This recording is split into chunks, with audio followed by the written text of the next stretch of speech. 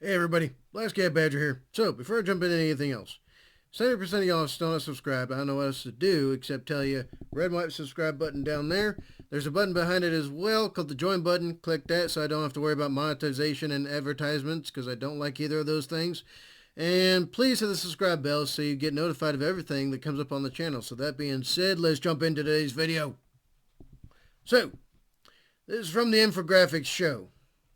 Oh, whoops, that's still showing. There we go.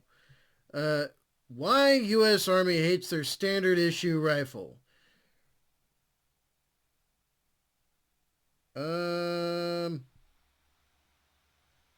take a little bit of contention with that, but let's see what's going on here. Enemies all around, getting closer and closer, and your trusted weapon malfunctions, leaving you defenseless. This is the reason the U.S. Army hates the M4. I've used dozens and dozens and dozens of M4s of every variant. And as long as you do sports and you maintain the weapon effectively,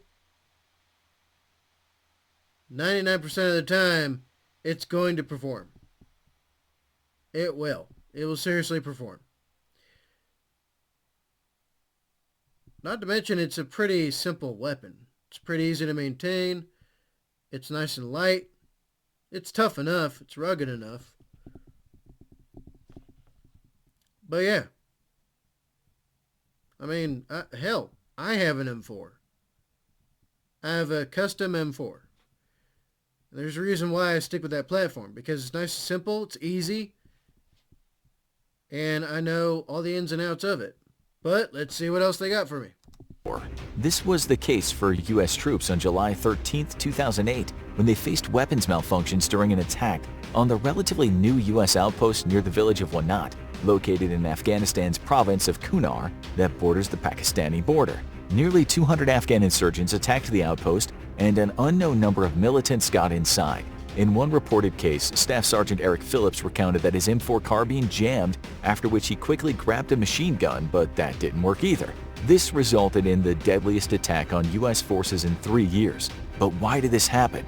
While the M16 was the preferred firearm for U.S. troops since the Vietnam War, the M4A1 5.56mm carbine is now the standard issue firearm for most units in the U.S. military. The latest member of the M16 family, the M4 carbine is a lightweight, gas-operated, air-cooled, magazine-fed, selective rate shoulder-fired weapon.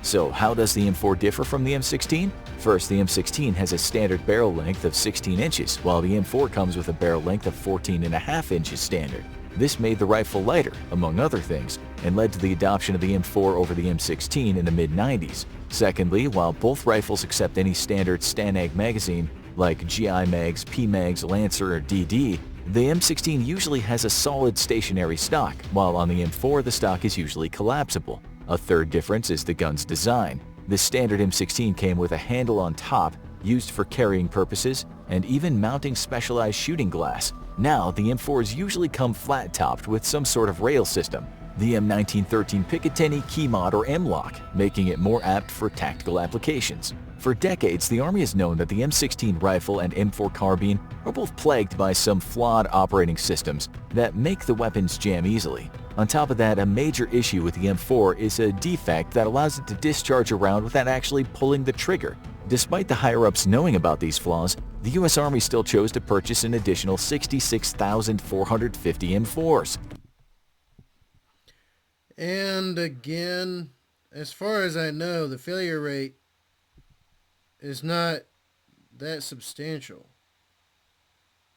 And they didn't go into detail why they had so many weapons malfunctions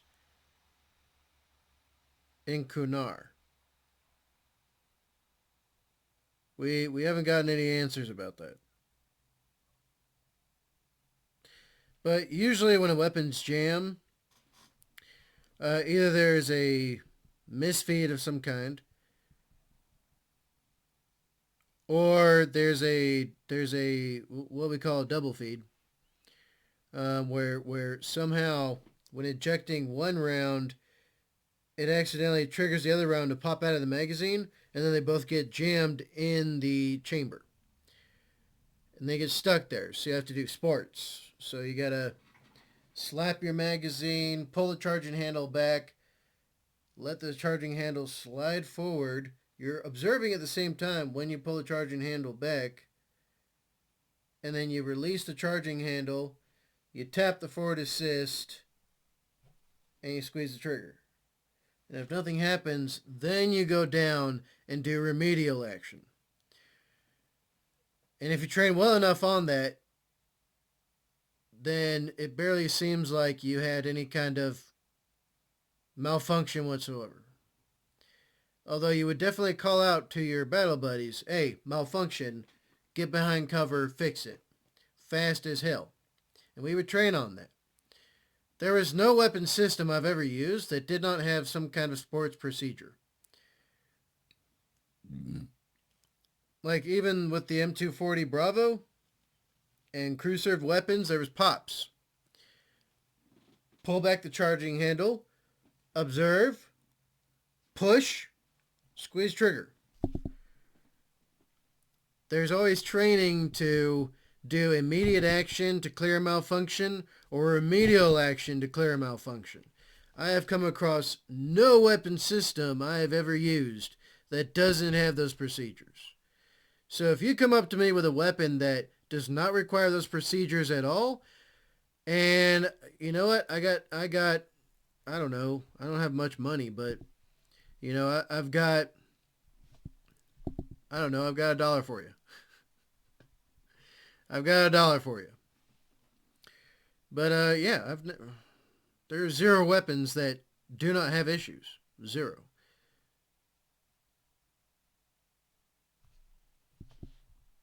We still haven't gotten an answer though, because usually, in my experience, when someone's weapon has been jamming, they weren't properly maintaining the weapon. Or they didn't properly inspect their gear and equipment. More often than not, that was the case. That was more often than not the case than just a once in, 10 magazines type of thing. What about the troops on the ground? Are they happy with the weapon? In a survey conducted by the Center of Naval Analysis, 917 soldiers who used the M4 carbine in combat reported an 89% overall satisfaction in the weapon, although only 80% reported confidence that the M4 will fire without malfunction in combat. Seems good to me. The report adds that those who attached accessories to their weapon were more likely to experience stoppages, regardless of how the accessories were attached. While those numbers might not be the worst, would you be confident going into combat with a 19% chance that your weapon would malfunction at some point? Yes, because all weapons have a point of malfunction. All weapons suffer some kind of malfunction. It's not like in the video games where you could just keep shooting and keep shooting and keep shooting and keep shooting and just reload and keep shooting and keep... It's not like that at all. It is not like that at all. As weapons get hot and more rounds are going through the barrel without it being properly cleaned out and maintained, like say you're in a heavily sustained firefight. Heavily sustained. Supremely heavy engagement. In the beginning, like maybe a few hours of the engagement, your weapon, more often than not, is going to be performing as it should. But as you start going beyond a certain time frame, as the weapon gets hotter and experiences more use and more exposure to elements, you're going to start to see more equipment failure. You're going to see more malfunctions. You're going to see more problems that you have to deal with. That's just the inevitability. So, yeah, maybe because I don't know. I thought that infographics, were former members of the military, but I could be wrong. Like me as a soldier, if something has, a failure rate of 20%,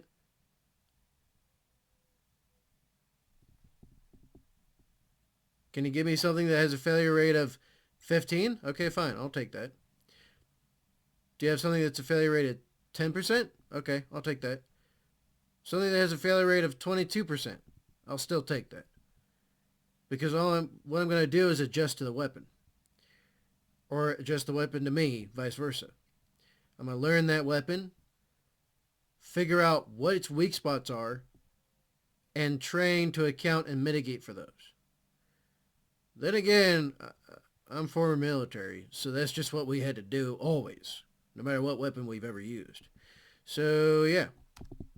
In the news and articles, we often hear a weapon jammed or some such nondescript statement that tells us nothing more besides the fact that your rifle didn't fire. So before we get into specific firing flaws of the M4 carbine, let's talk about some types of ways a weapon can malfunction. To be able to correct malfunctions and more importantly prevent them, the operator must be able to identify why these occurred. To do so, soldiers are trained to look for specific factors that contribute to malfunctions. Failure to properly load your firearm is the most common cause of malfunctions. In most cases, this comes about due to an improperly loaded magazine, with the most common mistake being putting 31 rounds into a 30-round magazine, preventing it from seating well. If you do... So, when we used to do missions on red, so red is the status of your weapon. If your weapon is red, it's a hot weapon, and all you gotta do is switch the selector lever and pull the trigger, and it's gonna shoot. You're on red, okay? And so what we used to do is that we would load a magazine with 30 rounds, and then we would chamber a round, drop the magazine, put another round in the magazine, and then pop the magazine back up into the magazine well. And we would have 31 rounds because we would carry on red.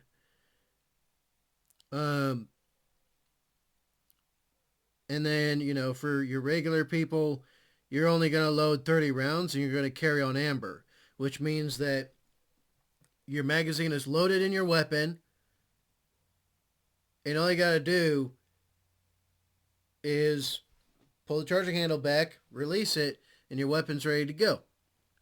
Although some units had this weird SOP, even though they knew the M4 platform pretty well, where they would have the charging handle locked to the rear and the dust cover put over. The dust cover would be closed, and they considered that red or amber, depending on the SOP of that particular unit, which to me was a major safety consideration, because the M4 can fire if just the charging handle goes forward. It's been known to do that. That's why whenever we do the clearing pits, we make sure that they drop the magazine, they leave the bolt locked to the rear, and then we inspect inside the chamber so that when they slap the bolt forward, then no boom boom. Okay? But yeah, if you improperly load the magazine, it will definitely lead to malfunction. But that's true of pretty much any weapon, really. If you improperly load a round in any way, it's going to cause a malfunction. If you do hammer the extra round in, it'll do damage to the feed lips, which will cause the rifle to malfunction on the first shot due to the extreme pressure on the bottom of the bolt carrier by that 31st round. Faulty magazines will also lead to the same problem, as a weak spring will mean that the round cycling process will malfunction. This can cause double feeds, where a live round is trying to occupy the same space as a spent cartridge that was not extracted, or a true double feed, where two live bullets are pushed into the chamber at the same time. We don't have to mention how unsafe that is. These malfunctions can also happen due to a bad extractor or ejector, not enough lube, or even a defect in some gas-operating weapons not cycling all the way. This is why a firearm should be treated like a machine or a car. Proper maintenance should be performed at every opportunity to function optimally in different circumstances. Environmental factors like cold temperature, outside influences.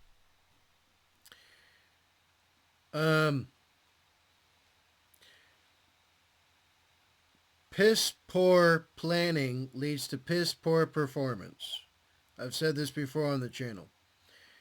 And part of planning is ensure that you are consistently maintaining your weapons. Consistently. And you had to, so we would spend a lot of time on the range. A huge amount of time on the range.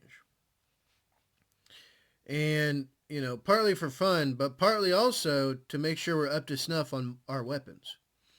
If you use too much CLP or DLA or the third one I forgot the name of, if you didn't use enough of it, then you had friction malfunctions.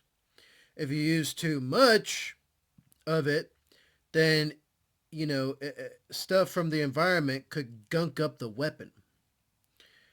So you had to find like that perfect healthy balance of how much was enough to ensure the maximum performance of the weapon. So yeah, I'm very happy that they are literally like addressing this. I'm very happy they are. Influences like sand or salt and high humidity can wreak havoc on any machine. In these situations, weapon maintenance schedules should be modified and preventative maintenance performed more frequently, as each environment poses different challenges. To ensure a gun runs well, you have to adapt to how you take care of each piece of the weapon system. Another important but less common factor that leads to malfunction is the quality of ammo. Using improperly manufactured or environmentally damaged ammunition is inevitable, but we don't see it happen as modern ammo storage and manufacturing usually prevents this. Despite malfunctions, the M4-M16 family is both praised and criticized for its current performance in the field. Recognizing issues with the weapon, the Army is pursuing a two-phase PIP or Product Improvement Proposal Plan to keep the M4 carbine inventory strong. Phase 1 upgrades the Army's M4s to the Special Forces M4A1, while Phase 2 explores future improvements to the M4A1 carbine to deliver enhanced reliability, durability, ergonomics, and zero retention. The military is conducting extensive testing of the M4 carbine to identify major issues with the weapon, so improvements can be made accordingly. In recent years, the M4 finished dead last, or close to dead last, in multiple competitions, testing its reliability in the field. Even in competitions where special ammo and magazines were used to make the weapon shine, the Army abruptly stopped the process once again, stating they would only switch to another weapon platform if they could prove the new gun would be twice as good as the M4.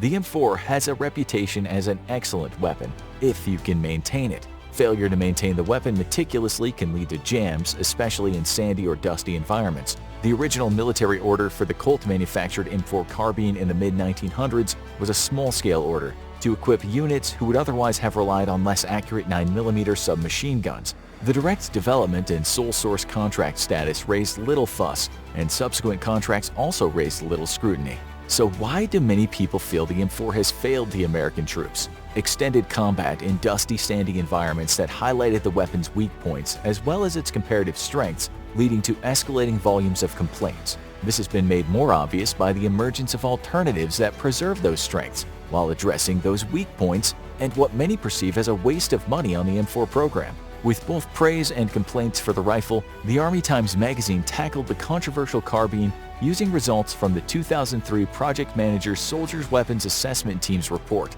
that concluded that the executive summary said that M16s and M4s functioned reliably in the combat zone as long as soldiers conducted daily operator maintenance and applied a light coat of lubricant. However, to soldiers with their lives on the line, reliability standards are of utmost importance. A faulty weapon in combat can mean the difference between returning home safely or in a body bag.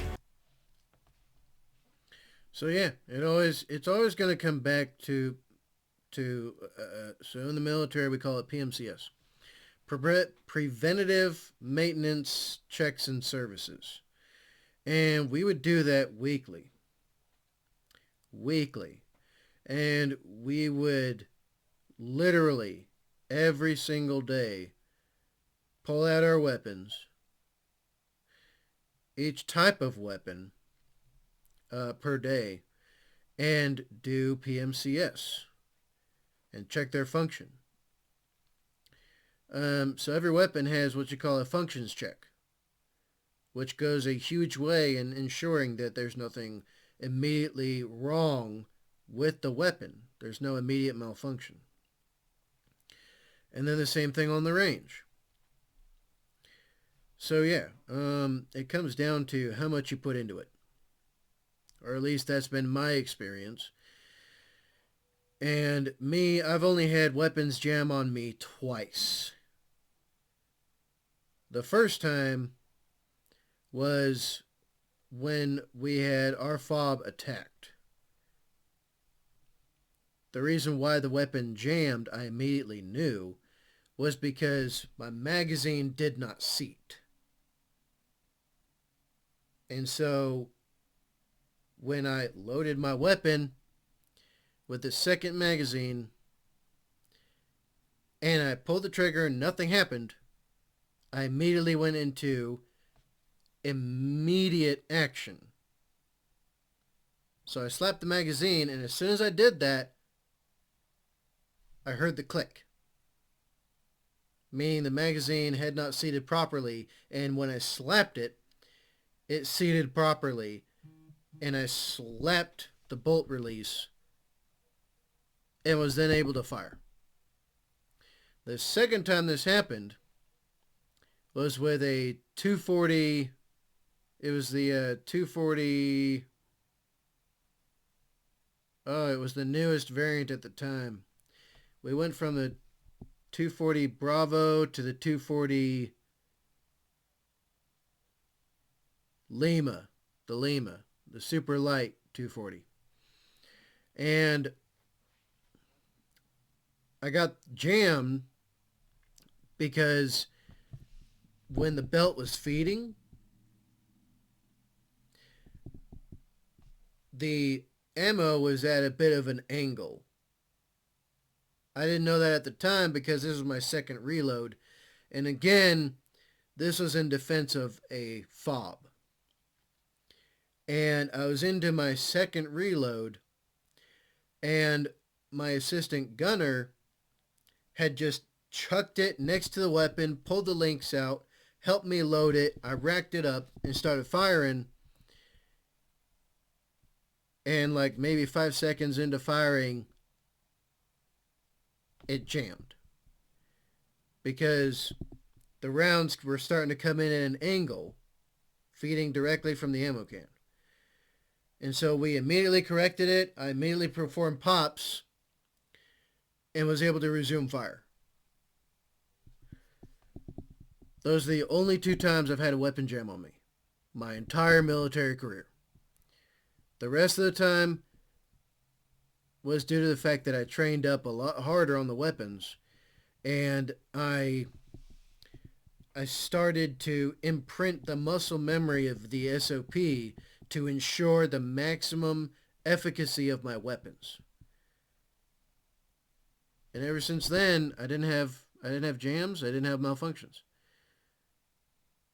Then again, it still happened to other people. So yeah, it comes down to how much you put into it. It really does. And if you are not doing your utmost to ensure that that weapon can keep you alive, it's probably not going to. A 3rd Infantry Division soldier said, "I know it fires very well and accurate when clean, but sometimes it needs to fire dirty well too." Another soldier from the 25th Infantry Division said, "The M4 weapon in the deserts of Iraq and Afghanistan was quick to malfunction when little sand got in the weapon. Trying to keep it clean, sand-free was impossible while on the patrols or firefights." While a member of the 75th Ranger Regiment had this to say, "Even with the dust cover closed and magazine in the well, sand gets all inside, on and around the bolt. It still fires, but after a while the sand works its way all through the gun and jams start." Getting so much heat from issues with the carbine, the Army had to act and do something about it. Since the weapon's introduction, the Army has already made over 90 performance engineering change proposals to the M4 carbine, with improvements being made to the trigger assembly, extractor spring, recoil buffer, barrel chamber, magazine, and bolt. Ergonomic changes were also made to allow soldiers to tailor the rifle according to their needs. For example, U.S. Special Operations Command, SOCOM, has been using the M4A1 AR-15 style firearm variant since 2005. Features of this variant include the RIS-2 Picatinny quad rail, a handrail with one of the more heavy-duty mounts that's said to not decrease performance. As the U.S. Special Operations Command frequently uses the M4 carbine SOP mod version, the Delta Force turned to German defense company Heckler & Koch for a fix that would preserve the M4 but remove problems that led to heat buildup and gas from its operating mechanism that dries out some lubricants and opens the way for sand damage. H&K replaced Colt's gas tube system with a short-stroke piston system that eliminates carbon blowback into the chamber and reduces the heat problem created by the superhot gases used to cycle the M4. Other changes were made to the magazine, barrel, etc. The final product was an M4 with a new upper receiver and magazine, plus Heckler & Koch's 4-rail system of standard Picatinny rails on the top, bottom, and both sides for easy addition of anything a special operator might require. So I'm a huge fan of the SOPs. Huge fan. They put so much into those weapons. So the M4 that I have, the M4, well, I guess you could call it variant, that I have is SOP. It's a SOP, but it's a SOP that I customize. And yes, it is incredibly good. I can put thousands of rounds through it and not have any worries at all. But then again, even though it's improved, I still maintain my weapons very, very, I'm incredibly paranoid about it. I still, like, once I'm done shooting and I'm done and I get home, I'm immediately cleaning that thing every single freaking centimeter. Every centimeter, every bit of carbon. If you were to inspect my weapon, you would think it came straight from the armory, except for a few of the like you could obviously tell I've used a lot of magazines in it. You could obviously tell I fired it a few times. But if you weren't able to pick that out and I just handed it to you and were like, hey, look at it, you would think it was fresh out of the factory with how well I maintain it. The same thing goes for all of my weapons. The same exact standard I apply to them all. So yeah. But yeah, huge fan of SOP mod. Love the SOPs. Love them. With much room for improvement, it's clear why so many soldiers actually hate the M4 carbine. Despite having gained a reputation for malfunctioning, it isn't likely the U.S. military will be phasing out this rifle anytime soon. Hopefully, appropriate changes will be made to the M4 carbine, making it a more reliable rifle that will back soldiers and work when... Pick up that weapon, soldier. What's your malfunction, warrior? Who gave you permission to drop your weapon? Drop with it. That used to be a thing in the Army. Where if you so much as barely like dinged your weapon on a tree or something, if an NCO heard it, you would hear like the and it's like, drop with it. Needed most. Dying for one's country is a noble thing, but dying on a technicality and error shouldn't happen. After the flawed M4, let's up the ante and go for some more firepower. Check out the most lethal modern military weapons. Alright, there we go, folks. There we go. Why U.S. Army hates their standard issue rifle? Well, from what I heard in the video itself, even though it was a really small sample size, 80%, over 80% said that they were happy with the weapon as is. So if they roll out these improvements, and it does improve, especially if they go off the SOP mod type of models, if they go with the SOP mod kind of thing, that's going to skyrocket. So yeah, there we go. There we go. But what do y'all think? What do y'all think? Me personally, I've already told you everything, essentially. You know, if someone tried to give me a brand new fancy weapon and gave me a choice between that and my M4, I'm going to pick my M4 every time. I know it already. It works perfectly well for me. And, it, you know, balancing all things and all around out of all the weapons I've used, I'll stick by it. But yeah, what are your thoughts on this? Y'all let me know in the comments. Alright, y'all know what time it is. So, you like infographics? You like hearing me talk about these things? You like my reaction? Then please like, share, comment, and subscribe. Then hit the real subscribe button, call the notification bell, so you get videos when I post them up. Comment down below which one I cover next. Get into the Discord. get into the Discord. The link is in the description box down below.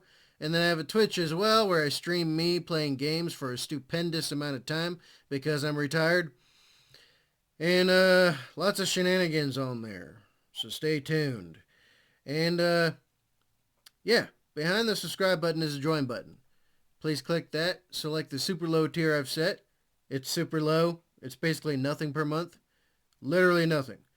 And if you do that, you enable me not having to worry about advertisements, sponsors, and, monetization of videos.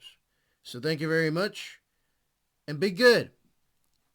Be the goodest that you can be. Be safe. Don't compromise safety and security. And when it comes to your weapons, ensure that you're trained and maintained on them. Don't compromise that for anything. And make a good life for yourselves the best you can. And I will see y'all in the next one.